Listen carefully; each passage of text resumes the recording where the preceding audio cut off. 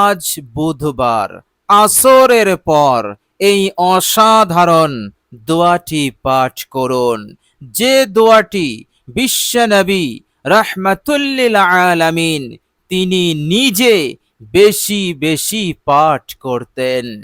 প্রিয় দর্শক, এই দোয়াটি এতটাই উপকারী, আপনার যদি অনেক টাকার ঋণ থাকে তো এই দোয়া আপনার জন্য যথেষ্ট হয়ে যাবে।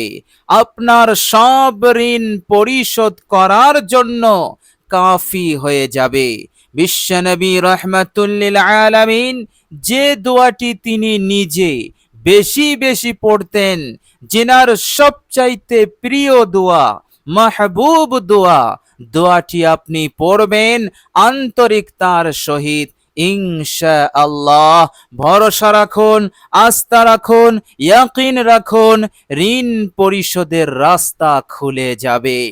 মহান রব্বুল আলামিন এমন মদদ, এমন সাহায্য করবেন, আপনার ঋণ, সব ঋণ একবারেই পরিশোধ হয়ে যাবে ইনশাআল্লাহ।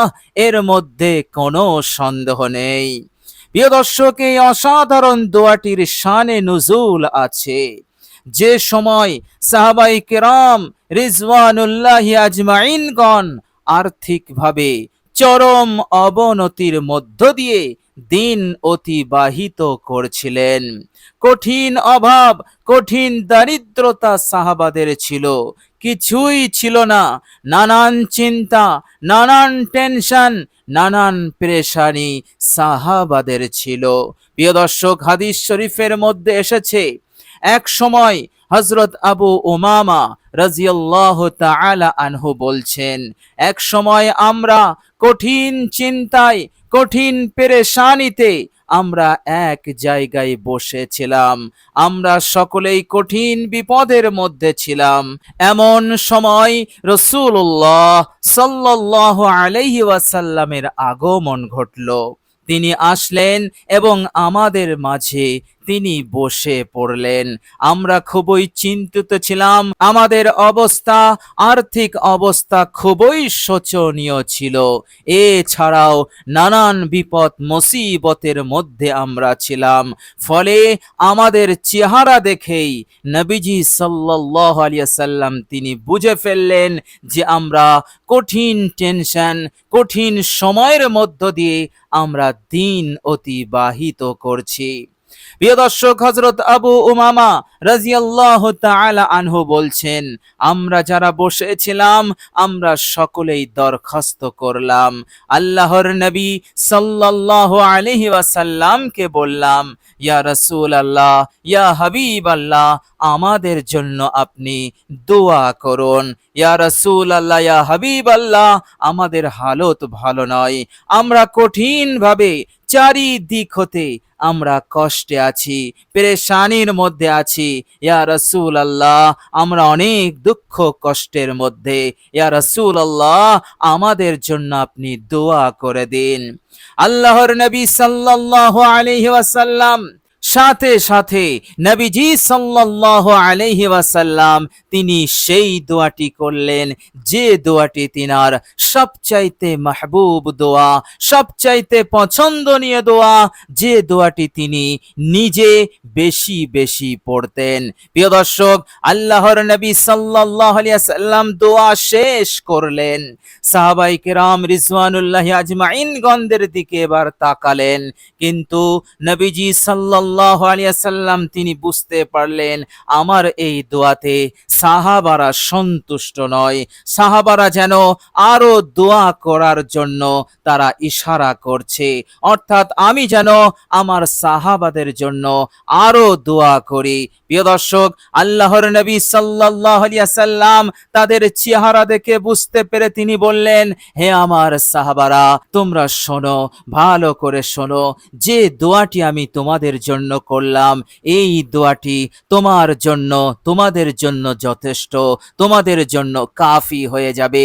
তোমাদের যাবতীয় বিপদ আপদ মুসিবত, তোমাদের যাবতীয় আর্থিক সংকট, তাঙ্গি সংকীর্ণতা দূর করে দিয়ে তোমাদের হালতকে পরিবর্তন করে দিতে, তোমাদের জীবনকে বদলে দিতে, তোমাদের জীবনকে সুন্দর করতে, তোমাদের জীবনকে শান্তিময় সুখময় করে দিতে এই দোয়াই যথেষ্ট।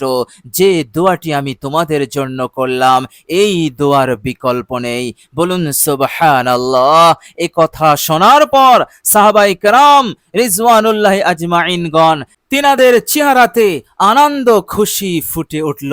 তারা অত্যন্ত আনন্দিত হলেন, খুশি হলেন এবং তাদের অন্তরে দৃঢ় বিশ্বাস এসে গেল যে আল্লাহর নবী সাল্লাল্লাহু আলাইহি ওয়াসাল্লাম যখন বলেছেন এই একটি দোয়াই কাফি, এই একটি দোয়াই যথেষ্ট, সুতরাং এই একটি দোয়াই আমাদের জীবনকে বদলে দেবে, আমাদের হালতকে বদলে দেবে, ঋণ পরিশোধ হবে, আর্থিক সংকট তাঙ্গি দূর হবে, আল্লাহ পাক আমাদেরকে মালামাল করে দেবেন। বলুন সুবহানাল্লাহ। অসাধারণ এই দোয়া, অসাধারণ পাওয়ারফুল দোয়া। প্রিয় দর্শক মনে রাখবেন, সেদিন বসে থাকা যে সমস্ত সাহাবীদের জন্য আল্লাহর নবী সাল্লাল্লাহু আলাইহি সাল্লাম নিজের মাহবুব এবং খুবই গুরুত্বপূর্ণ উপকারী দোয়াটি করলেন, সেই দোয়াটি শুধুমাত্র সেই সাহাবীদের জন্য করেননি, সেই দোয়াটি আমার আপনার কিয়ামত পর্যন্ত আনেওয়ালা সকল উম্মতিদেরকেও শিখিয়ে দিলেন এবং তিনি বুঝিয়ে দিলেন ইশারায় ইঙ্গিতে, হে আমার উম্মতিরা, তোমরা যেখানেই থাকো, যেখানেই অবস্থান করো, এই পৃথিবীর যে প্রান্তেই থাকো না কেন, এই দোয়াটি তোমরা পড়বে। যে বিপদ, যে মুসিবতে তোমরা পেরেশান এবং যে ঋণের কারণে তোমরা একেবারে কঠিন টেনশনে আছো, এইভাবে করে আরো যত ধরনের পরিস্থিতি আছে, মন্দ পরিস্থিতি আছে, খারাপ হালত আছে, সেগুলোকে দূর করার জন্য এবং মুক্তির জন্য এই দোয়াটি তোমাদের যথেষ্ট হয়ে যাবে। এই দোয়াটি তোমরা আন্তরিকতার সহিত পড়বে। বলুন সুবহানাল্লাহ। সুতরাং আজকের ভিডিওতে সেই অসাধারণ দোয়াটি আমি আপনাদের সঙ্গে শেয়ার করব। আপনি এই দোয়াটি আন্তরিকতার সহিত পড়বেন। খুবই মূল্যবান সময়, বরকতপূর্ণ সময়, আসরের পর। বলুন সুবহানাল্লাহ। প্রিয় দর্শক মনে রাখবেন, বিশ্বনবী সাল্লাল্লাহু আলাইহি ওয়াসাল্লাম যখন এই দোয়াটি তিনার মাহবুব দোয়া, খুবই পছন্দনীয় দোয়া এবং উম্মতের জন্য দোয়াটি শিখিয়ে গেলেন, তার মতলব হলো এই দোয়াটি শুধুমাত্র দুনিয়াতে আপনাকে কামিয়াবি দেবে না, দুনিয়ার কামিয়াবির সাথে সাথে পরকালেও আপনাকে জান্নাতি বানাবে।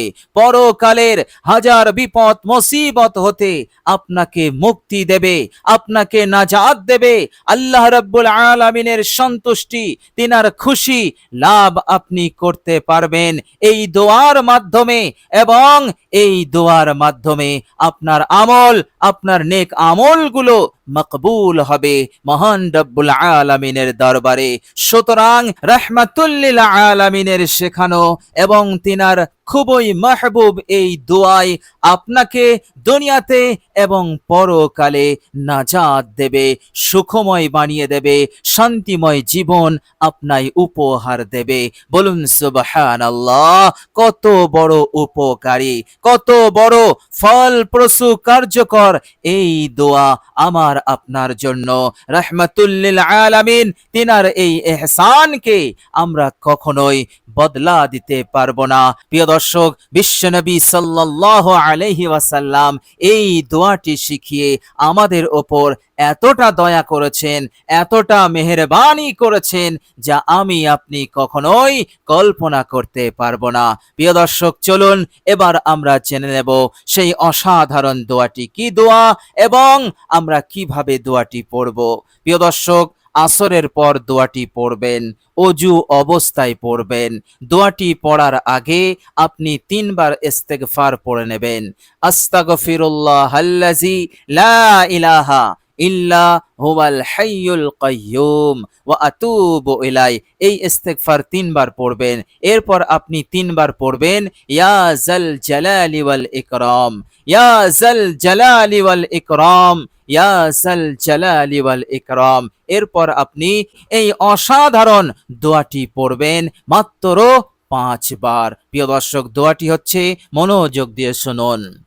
আল্লাহুম্মা গফির লানা ওয়ারহামনা ওয়ারদি আন্না ওয়া তাকাব্বাল মিন্না ওয়া আদখিলনাল জান্নাতা ওয়া নাজ্জিনা মিনান নার وأصلح لنا شأننا كله اللهم اغفر لنا وارحمنا وارض عنا وتقبل منا وأدخلنا الجنة ونجنا من النار وأصلح لنا شأننا كله।